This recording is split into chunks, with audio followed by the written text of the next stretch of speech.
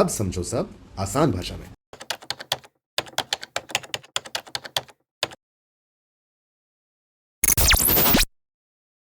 Topic is optically rarer and optically denser medium. Right, काफी important है ये भी समझना, क्योंकि ये डायरेक्ट डेफिनेशंस भी आपके एग्जाम्स में आते हैं और ये तो हर जगह यूज होता है रेयरर एंड डेंसर मीडियम, तो अच्छे से सुनिएगा। राइट, तो देखो यार, मीडियम क्या होता है, थोड़ा सा तो मैं आपको पहले वो बता दूं। राइट, तो एक मीडियम क्या है, जल्दी से कोई बता सकता है मुझे मीडियम? देखो, कोई भी चीज, कोई भी एरिया जहां से लाइट रे ट्रैवल कर रही है, जहां पे लाइट रे प्रोपोगेट कर रही है, वो क्या कहलाएगा? वो लाइट के लिए एक मीडियम है। राइट, जैसे कि लाइट एयर में जा रही है तो air is a medium, light vacuum में जा रही है तो vacuum is a medium, water में जा रही है तो water is a medium. Right, जहां जहां से लाइट ट्रैवल कर सकती है वो क्या कहलाएगा? वो कहलाएगा मीडियम। क्लियर है? तो अब हम पढ़ने जा रहे हैं कि मीडियम का क्लासिफिकेशन क्या है, इस तरीके से हमने मीडियम को दो पार्ट्स में डिवाइड किया गया है। और ध्यान रखिए, ये कंपैरेटिव टर्म्स है। राइट, जैसे ये ऐसी चीज हो गई कि जब आप दो चीजों का कंपैरिजन कर रहे हो, मान लो आपके सामने दो लड़के हैं, ए और बी, तो आपने बोला ए बी से लंबा है, तो जरूरी तो नहीं है ना कि ए सी से भी लंबा हो। राइट, तो ए और बी के कंपैरिजन में आपने बोला कि A is taller and B is shorter, हो सकता है बी भी किसी और से लंबा हो, है ना? तो इसीलिए ये जो ऑप्टिकली रेयरर है और ऑप्टिकली डेंसर है, ये क्या रिलेटिव टर्म्स है, ये आपको ध्यान रखना है। दीज आर रिलेटिव टर्म्स, ठीक है, just for the sake of comparison of two medium. तो यहाँ पे देखिए, अब हम बात कर रहे हैं कि when light goes from one medium to another, ये हम 10 बार पढ़ चुके हैं कि उसकी स्पीड बदल जाती है। राइट, तो अभी लाइट रे मान लो एयर है, एयर में है या किसी मीडियम वन में है, वो मीडियम वन से मीडियम टू में गई है लाइट, तो क्या हो सकता है? उसकी स्पीड, तो उसकी स्पीड बढ़ सकती है, उसकी स्पीड कम भी हो सकती है। राइट, तो जब हम दो मीडियम का कंपैरिजन कर रहे हैं, तो ऑब्वियसली स्पीड ऑफ लाइट किसी एक मीडियम में ज्यादा होगी और दूसरे मीडियम में कम होगी, है ना? या देखो, या तो दोनों मीडियम में लाइट की स्पीड सेम हो।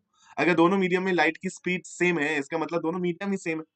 राइट, तो अगर दोनों मीडियम सेम नहीं है, तो इसका क्या मतलब है? इसका मतलब है कि किसी एक मीडियम में लाइट की स्पीड ज्यादा होगी एंड दूसरे वाले में लाइट की स्पीड कंपैरेटिवली कम होगी। राइट, जैसे एयर और वाटर का ही कंपैरिजन अगर मैं करूं, तो लाइट की स्पीड एयर में ज्यादा है, राइट, और वाटर में कम है। क्लियर? तो यहाँ पे क्या होता है, डेंसर और रेयर मीडियम का कॉन्सेप्ट आता है। The medium in which speed of light is more as compare to the other one is called optically rarer medium. यहाँ पे डेंसर कैसे लिखा हुआ है भाई? ये तो गलत हो गया। The medium in which speed of light is more as compare to the is called optically rarer medium. ठीक है, and the medium in which speed of, देखो इधर भी रेयरर लिखा हुआ है, ये उल्टा लिखा हुआ है। ठीक है, तो जो मीडियम, जैसे आप दो मीडियम को कंपेयर कर रहे हो ना, एक मीडियम वन और मीडियम टू, जिस मीडियम में लाइट की स्पीड ज्यादा है, राइट, वो क्या कहलाएगी? वो कहलाएगा rarer medium, optically rarer medium. ठीक है, भूलना मत। और जिस मीडियम में लाइट की स्पीड कम है, वो कहलाएगा ऑप्टिकली डेंसर मीडियम, है ना? तो फिर से मैं अपने उस पे आता हूँ, एयर और वाटर के केस में। राइट, तो लाइट की स्पीड एयर में ज्यादा है, वाटर में कम है, तो जब इन दोनों का कंपैरिजन होगा, एयर और वाटर का, तो एयर क्या हो जाएगा? एयर हो जाएगा रेयरर मीडियम क्योंकि स्पीड ज्यादा है, और वाटर हो जाएगा डेंसर मीडियम। आप इसको ऐसे याद करो यार, देखो, जब आप मार्केट में बाइक चला रहे हो या स्कूटी चला रहे हो, कुछ भी चला रहे हो, राइट, तो मार्केट क्या है? एक डेंस एरिया है। ठीक है, तो डेंस एरिया में आपकी स्पीड कम हो जाएगी ना, राइट? तो यहां से आप ध्यान रख सकते हो कि डेंसर मीडियम क्या होता है? जहां लाइट की स्पीड कम हो, राइट? और रेयरर मीडियम क्या होता है? Highway. Rarer medium is the highway. तो आप हाईवे पे कितनी तेज चला सकते हो, है कि नहीं?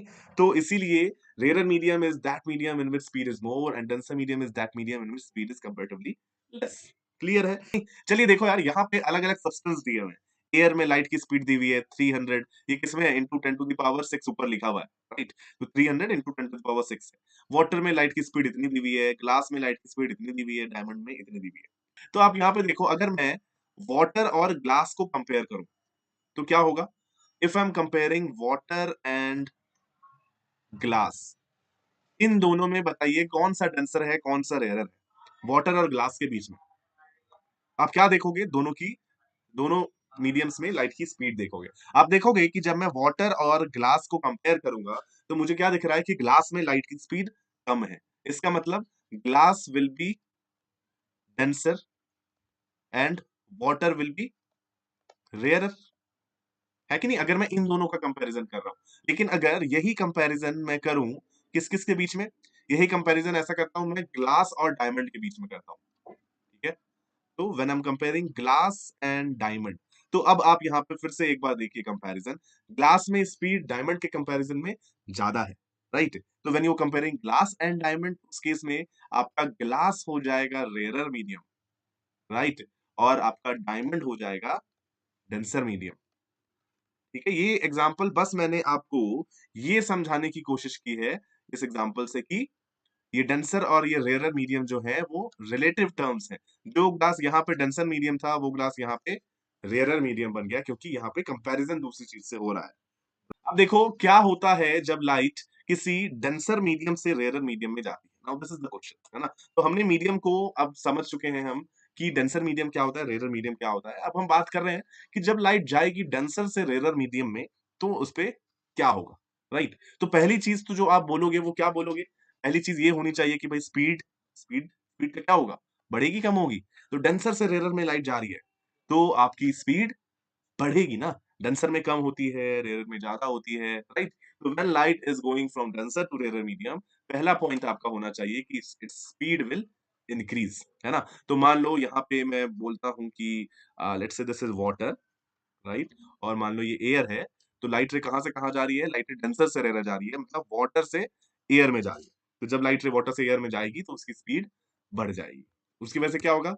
बेंडिंग होगी, और वो किधर मूव करेगी वो भी हम देख लेंगे, राइट? लेकिन इंपॉर्टेंट बात एक और है, स्पीड के साथ साथ वेवलेंथ भी बढ़ जाती है, राइट? वेवलेंथ कैसे बढ़ती है वो मैं थोड़ा आपको इधर फ्रेश स्लाइड में मैं आपको थोड़ा एक्सप्लेन बताता हूँ, राइट? तो देखो यार, मान लो ये एक मीडियम है जिसको मैं बोल रहा हूँ मीडियम वन, ठीक है? और ये दूसरा मीडियम है जिसको मैं बोल रहा हूँ मीडियम टू, ठीक? तो कोई लाइट रे आई जो कि मीडियम वन में ट्रेवल कर रही थी, और उसकी स्पीड थी लेट्स से एस वन, ठीक है? फ्रीक्वेंसी मान लो इसकी एफ है, और वेवलेंथ है let's say lambda one. Medium two में लेट्स से इसकी स्पीड एस टू है, फ्रीक्वेंसी तो सेम रहेगी तो मैंने एफ लिखा है, और लेट्स से वेवलेंथ हो गया है लैम्डा टू, ठीक है ना? लाइट तो जाएगी ना मीडियम वन से मीडियम टू में, तो ये मैंने यहाँ पे लिख दिया। अभी डेंसर एरर का मैंने यहाँ पे कुछ भी नहीं बताया, ठीक है? अभी क्या सीन होगा देखो, हमें पता है स्पीड और वेवलेंथ और फ्रीक्वेंसी का क्या रिलेशन होता है। क्या होता है? स्पीड, ये आपने क्लास 8th में भी पढ़ा है, 7th में भी पढ़ा है, speed is equal to wavelength into frequency होता है। ये रिलेशन आप सभी लोगों को पता होगा, speed is equal to wavelength into frequency, right? अब देखो यार, मीडियम वन के लिए अगर मैं ये रिलेशन लिखूं तो रिलेशन क्या मिलेगा मुझे? मुझे मिलेगा speed one is equal to wavelength one into frequency, this is so medium one, है ना? एंड मीडियम टू के लिए मैं लिखूंगा तो क्या मिलेगा मुझे? Speed two is equal to wavelength two into frequency. अब अगर मैं इन दोनों को डिवाइड कर दूं तो क्या होगा? देखो, फ्रीक्वेंसी फ्रीक्वेंसी तो सेम है, कैंसल आउट हो जाएगा। तो the equation which we are getting is S1 by S2 is equal to lambda 1 by lambda 2, right? Direct relation है स्पीड और वेवलेंथ का। तो डायरेक्ट रिलेशन है तो इससे मैं क्या बोल सकता हूं कि इफ स्पीड इंक्रीजेस, अगर स्पीड बढ़ रही है, this means that wavelength also increases. Clear है? और सेकंड चीज, इफ स्पीड डिक्रीजेस, अगर स्पीड डिक्रीज हो रही है तो मैं क्या बोल सकता हूं कि वेवलेंथ आल्सो डिक्रीजेस। समझ आया कि नहीं आया? तो ये चीज आप ध्यान रखेंगे, और ये रिलेशन भी आप ध्यान रखना। एक बार मैंने ये बता दिया है तो इसका और यूज भी होगा, न्यूमेरिकल्स में भी इसका यूज होता है। Speed one by speed two is equal to lambda one by lambda, ये ध्यान रखना, ठीक है? वापस आ जाओ। तो अब ये समझ आया आपको कि जब लाइट रे किसी डेंसर से रेयरर मीडियम में जाएगी तो क्या होता है? स्पीड बढ़ जाती है। स्पीड और वेवलेंथ का होता है डायरेक्ट रिलेशन, तो इसलिए वेवलेंथ भी हमारी बढ़ जाती है लाइट वेव की। फ्रीक्वेंसी सेम रहती है, और लाइट रे किस डायरेक्शन में बेंड होती है? तो away from the normal light रे बेंड हो जाती है, ठीक है? अब आप जरा नॉर्मल पूछेंगे, सर नॉर्मल क्या होता है? तो हालांकि आई नो आप लोग नहीं पूछेंगे, क्योंकि आपको पता है नॉर्मल क्या होता है। नॉर्मल क्या होता है? तो जिस पॉइंट पे लाइट रे टकरा रही है सरफेस पे, वो पॉइंट सबसे पहले कहलाता है पॉइंट ऑफ इंसिडेंस। उस पॉइंट ऑफ इंसिडेंस पे हम एक perpendicular to the surface draw करते हैं, वो कहलाता है हमारा नॉर्मल, राइट? तो यहाँ पे आपको ये नॉर्मल एन एन डैश के रूप में दिख रहा है, राइट? तो इस केस में जब लाइट रे डेंसर से रेयरर मीडियम में जाती है तो वो कैसे बेंड होती है? बेंडिंग होनी है, लेकिन कैसे बेंड होगी? देखो, देखो वो जा रही थी ऐसे स्ट्रेट। अब दो तरीके हैं, या तो वो इस डायरेक्शन में बेंड हो सकती है या वो इस डायरेक्शन में बेंड हो सकती है ना? तो अलग अलग केसेस में अलग अलग डायरेक्शन में बेंड होगी। क्या होगा जब वो डेंसर से रेयरर में जाएगी? तो it will bend away from the normal, right? तो ये आपको इधर नॉर्मल दिख रहा है, नॉर्मल से अवे बेंड हो जाएगी। मैं पहले ये इरेज कर देता हूँ, चलो अब ये भी इरेज कर दो। तो ये नॉर्मल है, ये सीधी वैसे जा रही थी, अब क्या होगा? ये नॉर्मल से अवे डायरेक्शन में ऐसे बेंड हो जाएगी, राइट? तो ये कहलाएगा आपका रिफ्रैक्टेड रे, ठीक है? And this is your incident ray, ठीक है? ये पॉइंट ऑफ इंसिडेंस जहां पे हमने नॉर्मल बनाया, ये कहलाएगा आपका angle of incidence. Angle of incidence क्या है? Angle between incident ray and normal. ये कहलाएगा angle of refraction, right? Angle between normal and refracted ray क्या है? एंगल ऑफ रिफ्रैक्शन है, राइट? तो it bends away from the normal, ये समझ गए आप? और यहाँ पे आपको क्या दिख रहा है? एंगल ऑफ रिफ्रैक्शन जो है वो एंगल ऑफ इंसिडेंस से ज्यादा है, यही यहाँ पे लिखा हुआ है, angle R is greater than angle I. ठीक है कि नहीं? समझ आया नहीं आया? अब यहाँ पे अगर आपसे कोई पूछे कि डेविएशन कितना है, राइट? तो डेविएशन कितना है, देखो ये एंगल आई है, तो देखो ये वाला एंगल आई है, राइट? तो इतने अमाउंट से लाइट रे बेंड हो गई ना, तो जितने अमाउंट से लाइट रे बेंड हो जाती है ना, वही कहलाता है एंगल ऑफ डेविएशन, जिसको आप स्मॉल डेल्टा से रिप्रेजेंट करते हो, राइट? और यहाँ पे आप देख सकते हो डेविएशन जो होगा वो होगा एंगल आर माइनस एंगल आई। इतना डेविएशन यहाँ पे प्रोड्यूस हुआ है, ठीक है ना? तो लाइट रे जब डेंसर से रेयर मीडियम में जाती है, it bends away from the normal, wavelength increases, speed increases, angle of refraction is more than angle of incidence. Similarly जब लाइट रे रेयर से डेंसर में जाएगी तो क्या होगा? स्पीड डिक्रीज हो जाएगी, वेवलेंथ डिक्रीज हो जाएगा, it bends towards the normal. जैसे देखो यार, मान लो कि यहाँ पे क्या हो रहा है, एयर से वाटर में लाइट रे जा रही है, तो ये लाइट रे ऐसे स्ट्राइक कर रही है एयर पे, राइट? एयर वाटर इंटरफेस पे, ये हमारा पॉइंट ऑफ इंसिडेंस है जहां पे हमने नॉर्मल बना लिया। अब लाइट रे कैसे है, देखो रेयर से डेंसर में जा रही है, तो ऐसे स्ट्रेट चली जाती ना अगर मीडियम नहीं बदलता, लेकिन अभी मीडियम बदल रहा है, स्पीड कम हो रही है, इसीलिए दिस लाइट रे will bend towards the normal, ये नॉर्मल की डायरेक्शन में थोड़ा सा शिफ्ट हो जाएगी, है ना? तो देखिए यहाँ पे ये आपका एंगल ऑफ इंसिडेंस है, ये एंगल ऑफ रिफ्रैक्शन है, तो यहाँ पे लाइट रे इतना एंगल जो है वो बेंड हो गई, तो ये एंगल क्या कहलाएगा? Angle of deviation. और कैसा निकालेंगे आप यहाँ पे? तो यहाँ पे एंगल ऑफ डिविएशन हो जाएगा, देखो ये कंप्लीट एंगल क्या है? वर्टिकली अपोजिट एंगल है आई, ये आई हो गया। तो आपका जो एंगल ऑफ डेविएशन है यहाँ पे, वो आप बोल सकते हो this is equal to I minus R. पिछले केस में क्या था? आर माइनस आई था, और यहाँ पे क्या हो गया? I minus R. तो it bends towards the normal and angle of refraction is less in this case as compare to angle of incidence. तो इतनी चीजें आप लोग आज फर्स्ट क्लास में ध्यान रखोगे, राइट? लाइट मीडियम बदलता है तो क्या होता है? लाइट की स्पीड बदलती है, जब स्पीड बदलती है तो क्या होता है? वो बेंड हो जाती है। किस डायरेक्शन में बेंड होती है? तो अगर वो डेंसर से रेयर में जाएगी तो अवे, रेयर टू डेंसर में जाएगी तो टुवर्ड्स नॉर्मल, ठीक है ना? इतनी चीजें ही आज हमने देखी है, रेयर डेंसर भी समझ लिया है। नेक्स्ट क्लास में हम देखने वाले हैं refractive index and speed of light, ठीक है, जिसमें बेसिक न्यूमेरिकल्स भी हम लोग देख लेंगे। तो ये हम देखेंगे नेक्स्ट क्लास में। For today this much is enough and will continue in next class. जितने भी लोग इस वीडियो को देख रहे हैं, वीडियो को लाइक कर दो यार, और अपने फ्रेंड्स के साथ शेयर करो, ठीक है? Share it with your friends. Thank you so much, have a nice day, bye bye.